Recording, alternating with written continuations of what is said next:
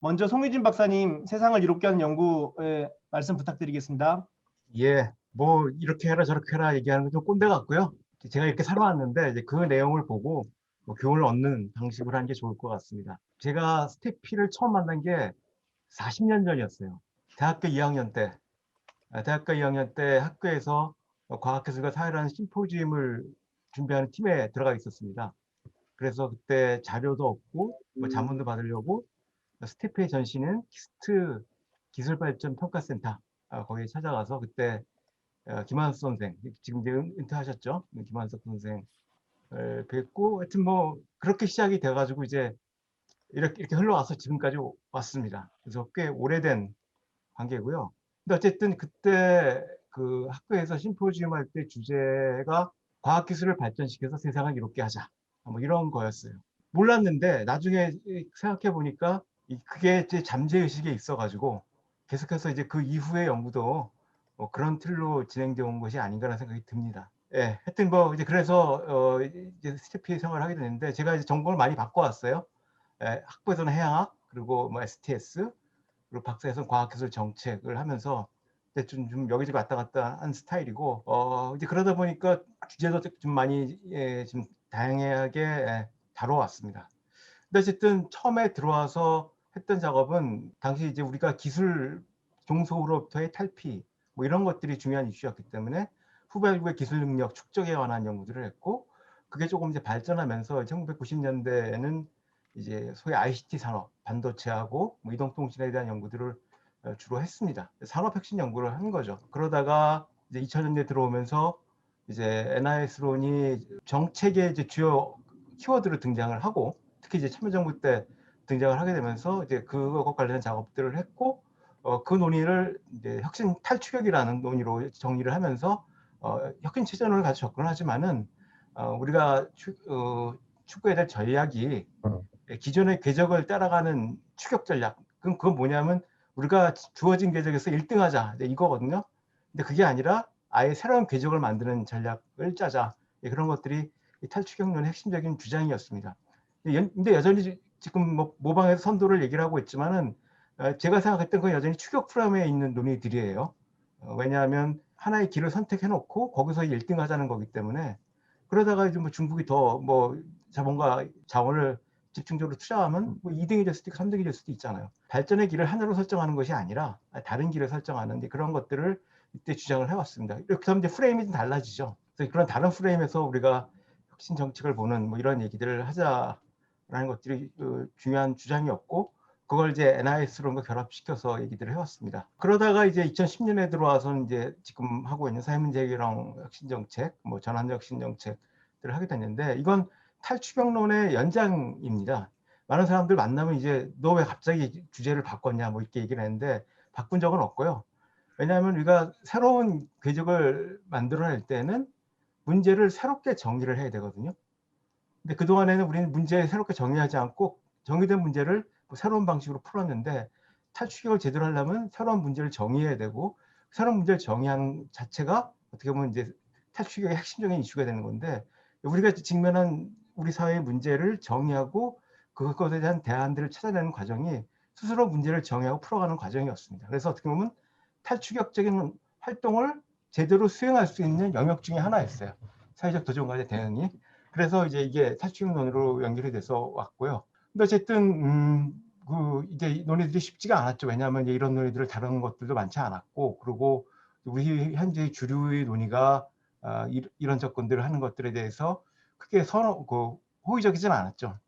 그 경험을 되돌아보면은 이제 이 사회문제 해결과 관련된 틀로 뭐 이제 혁신 정책 뭐 사례 연구를 해서 전화를 보냈는데 레포리가 쫙 껐더라고요. 읽어보지도 않고. 무슨 과학기술 가지고 사회문제 해결이냐. 그게 2010년대 초의 얘기였습니다.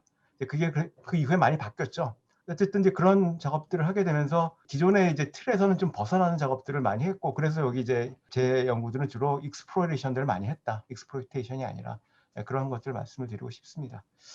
그리고 이제 뭐 이런 과정에서 봤을 때 저희가 2000년대 초반에, 그러니까 1990년대 중반에 이제 OECD의 테크놀로지 앤 이코노미 이제 그 자료들을 학습을 하면서 NIS론을 얘기를 했었는데 그때도 NIS론에 대해서 굉장히 비판적이었어요. 특히 이제 우리 주류 경제학을 하는 분들은 이게 무슨 뭐 혁신 연구의 틀이냐 가지고 비판을 많이 했었는데, 이제 그게 그 당시 이제 이머지하는 이제 그런 주자들이었고, 시간이 지나면서 그게 이제 주류로 진화를 해왔는데, 마찬가지로 지금 이제 얘기하고 있는 이제 이 전환적 혁신 정책의 경우도 현재는 이게 비주류처럼 이제 인지되고 있지만은 아마 시간이 지나면은 이게 주류로 들어올 거라고 저는 생각을 합니다.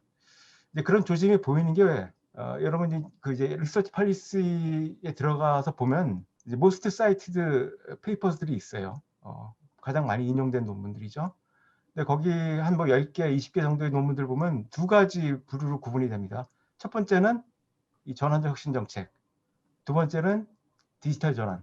그 주제가 가장 많이 이제 논의되고 있는, 많이 인용되고 있는 그런 것들이라는 거죠. 그리고 그 맥락에서 봤을 때는 이제 이 이후의 논의들이 그런 쪽으로 가지 않을까 생각을 합니다. 어쨌든 그런 맥락에서 봤을 때 제가 해왔던 연구들은 주로 이제 여기하고 여기의 논의들이죠. 그래서 이건 이 1.0, 2.0, 3.0은 뭐 우리가 잘 알다시피 이제 리니어 모델, 혁신 체제론, 그리고 뭐 전환적 혁신 정책, 시스템 전환론인데, 어쨌든 이제 이 시기에 이제 저는 연구를 했던 것 같아요. 근데 이제 보통 요 1.0, 2.0, 3.0이 30년 정도 이제 간다고 보면은 얘가 이제 60년, 70년, 80년, 90, 이제 2010년까지, 그리고 이제 그 이후에까지 가는 이런 내용들로 구성이 될 것 같고요. 어쨌든 아카데미에서는 이쪽 논의를 많이 하고 있는 것 같아요. 지금 그 주로 저널들 보면 2.0과 관련된 논의가 반, 3.0과 관련된 논의가 한 반, 뭐 이 정도는 될 것 같고요. 어쨌든 제가 연구를 한 시기는 이 정도의 시기에 들어갔었죠. 혁신정책 2.0, 혁신체제론 같은 경우는 어쨌든 세계적인 그 커뮤니티 내에서 혁신체제론이 좀 자리를 잡은 다음에 이제 우리가 공부를 해서 들어갔었는데, 지금 이제 전환적 혁신정책이나 사회문제개량 연구의 경우에는 거의 비슷한 시기에 들어갔어요. 그런 주제를 잡고 연구를 해서 뭐 그런 대로 이제 우리가 하는 연구의 내용들이나 이런 것들이, 그리고 실제로 현실에서 벌어지는 일들이 외국이랑 비교해 봤을 때 이렇게 크게 다른 그런 건 아닌 것 같다는 생각이 듭니다. 그래서 어떤 이쪽을 좀 저 개인적으로는 앞으로 이쪽 영역이 중요한 흐름으로 형성될 것이라고 생각을 하고, 이제 후배들도 좀 이쪽 영역을 좀 탐구를 하면은 새로운 이제 이런 흐름에 탈 수 있는 그런 것들이 되지 않을까 생각을 합니다. 그리고 이제 뭐 이건 그 이제 시스템 전환과 관련돼서 뭐 계속 나오는 것들이죠. 결국 우리가 하는 정책 연구가 아까 세상을 이롭게 하는 과학기술이라고 얘기를 했는데, 우리 사회의 지속 가능한 전환을 위해서 과학기술 활동, 뭐 과학기술 정책 연구가 어떻게 기여할 것인가에 대한 이제 그런 흐름에서 출발을 한 건데, 어쨌든 그걸 이론적인 틀에서 정리를 한 거죠. 탈탄소 시스템, 그리고 돌봄 중심의 시스템, 그리고 뭐 자원순환 시스템으로 전환하기 위해서 이제 우리는 어떤 과학기술 활동을 할 것인가, 어떤 산업 활동을 할 것인가, 어떤 정책 연구를 할 것인가, 뭐 이런 것들을 좀 풀어갈 수 있을 것 같아요. 그래서 이제 만약에 제가 앞으로 뭐 이러저런 일들을 한다면은, 그리고 이제 이런 사회문제 해결형 R&D, 전환적 혁신 정책 관련된 이런 일들을 한다면 아마 이제 이런 작업들이 될 겁니다. 그래서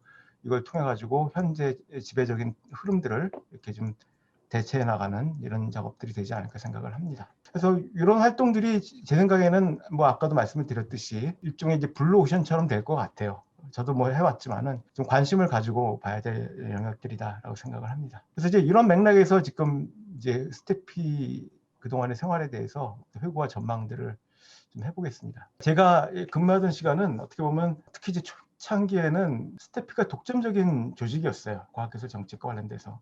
그래서 어떤 스태피를 통해서 과학기술 정책에 대한 틀도 마련이 되고, 그리고 여기서 훈련받은 인력들이 바깥으로 나가서 대학과도 만들고, 그래서 어떻게 보면 과학기술 혁신 정책 연구 커뮤니티의 일종의 시발점 비슷한 것이었죠. 그래서 여기서 쭉 펼쳐져 나갔는데, 그 이후에 일정한 그런 활동의 결과로 전담기관도 만들어지고 키스텝도 만들어지고 대학의 연구기관, 연구소도 만들어지고 뭐 이러면서 이제 우리는 이제 원오브 댐이 된 이런 상황입니다. 이건 당연한 거예요. 왜냐하면 생태계가 발전하기 때문에 이제 그렇게 되는 건데, 중요한 건 이 과정 속에서 이제 우리가 가져야 했던 일종의 이제 그게 이론적일 수도 있고 정책적인 리더십 부분들을 상대적으로 미뤘다고 생각을 해요. 그리고 그 과정에서 이제 우리가 새로운 의제를 만들어 가지고 이끌어가는 형태라기보다는 기존에 이제 과기계에서 정해진, 그러면 과기부일 수도 있고 과기계일 수도 있고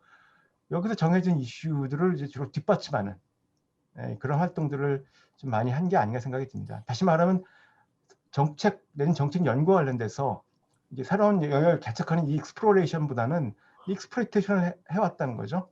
그러다 보니까 의제 설적 능력 자체가 일정 부분 이제 줄어든 이런 상황이 되어서 그것이 이제 안타깝습니다.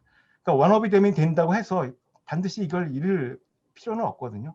그럼에도 불구하고 그 이후의 작업들이 이제 이런 면에서 좀 한계가 있었다라는 생각이 들고요. 그래서 어쨌든 이제 현재 이런 상황을 좀 극복하기 위해서는 익스플로레이션 하는 연구하고 익스플로이테이션 하는 연구의 비중을 좀 다르게 가져갈 필요가 있다. 지금과 같이 주로 익스플로이테이션 하는 연구가 아니라 어쨌든 좀 우리가 보통 양성자비 조직, 엠베덱스터러스 조직 얘기를 하는데 이걸 양쪽에 다 가지고 있는 거죠. 한쪽은 익스플로레이션을 하고 한쪽은 익스플로이테이션을 하는 그런 형태의 작업들이 좀 필요할 것 같고 그것이 이제 뭐 연구비 배분이나 연구 자원 배분 관련돼서 그렇게 돼야 될 것이다. 그리고 그런 것들을 통해서 현재 과기계에 당연하게 받아들여진 여러 가지 것들이 있습니다. 그런 것들을 좀 깨는 작업들을 해야 된다.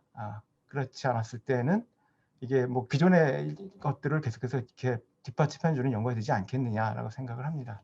그래서 이제 그런 깨는 작업 중에 하나가 이제 저는 아까도 말씀드렸듯이 혁신정책 3.0이라고 얘기하는 전환적 혁신정책으로 생각을 하고 이게 어쨌든 현재 얘기되고 있는 사회적 가치며 그리고 SDG며 그리고 ESG며 이런 것들에 대한 일정한 대응이죠. 내지는 이런 것들에 대한 우리의 포지션을 제시하는 그런 연구가 될 것이고 이게 어떻게 보면 이제 이런 변화되는 환경에 대해서 우리도 동태적으로 대응하는 그런 것이라 생각을 합니다.